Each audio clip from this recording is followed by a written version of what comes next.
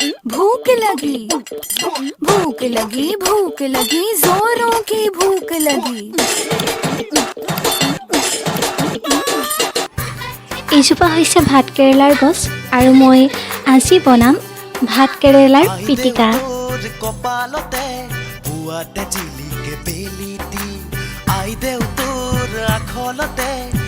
হাই friends, মোৰ পাছফালে আছে এইজোপা ভাত কেৰেলাৰ গছ আৰু মই আজি আপোনালোকক দেখাম ভাত কেৰেলাৰ পিটিকা কেনেকৈ বনায়।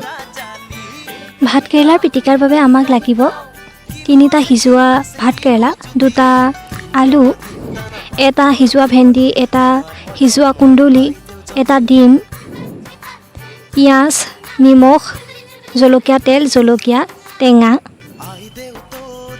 আৰু তিলৰ গুড়ি। প্ৰথমে আমি সিজাই লোৱা যিকেইটা ভাতকেৰেলা সেই ভাতকেৰেলাকেইটা ভালদৰে পিটিকি ল'ম।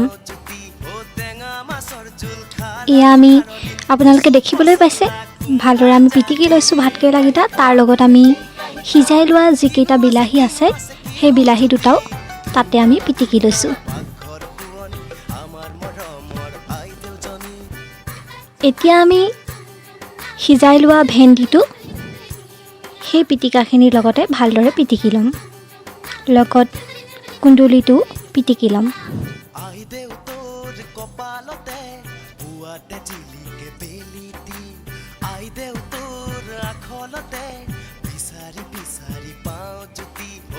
এতিয়া আমি তাৰ ওপৰত পিঁয়াজখিনি ভালদৰে মিক্স কৰি ল'ম।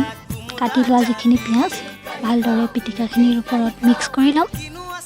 এতিয়া আমি 2টা সিজাই লোৱা আলুগুটি লৈছিলোঁ, সেই সিজাই লোৱা আলুগুটিকেইটাৰ বাকলিটো ভালদৰে গুচাই পিনি আমি পিটিকাখিনিৰ লগতে পিটিকি ল'ম।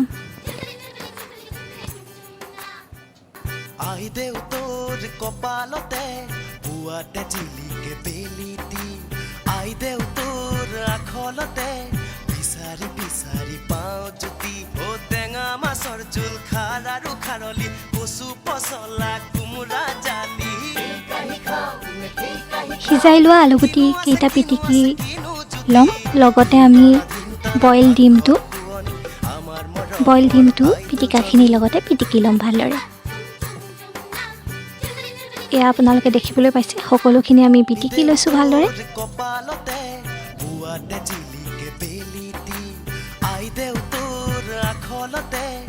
এয়া সিজাই লোৱা আলুগুটি আৰু ডিম সকলোখিনি পিটিকি লৈছোঁ। এতিয়া আমি 2টা জলকীয়া পুৰি থৈছিলোঁ, সেই পোৰা জলকীয়া 2টা ভালদৰে ঠাৰিটো আঁতৰাই পিনি পিটিকাখিনিৰ লগতে পিটিকি ল'ম।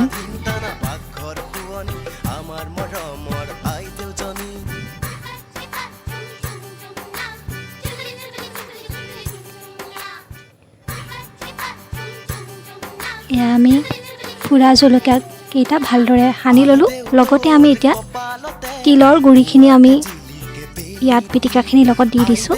আপোনালোকে দেখিবলৈ পাইছে ভাজি লোৱা তিলৰ গুড়ি ভালদৰে পিটিকাখিনিৰ লগত মিক্স কৰি দিলোঁ।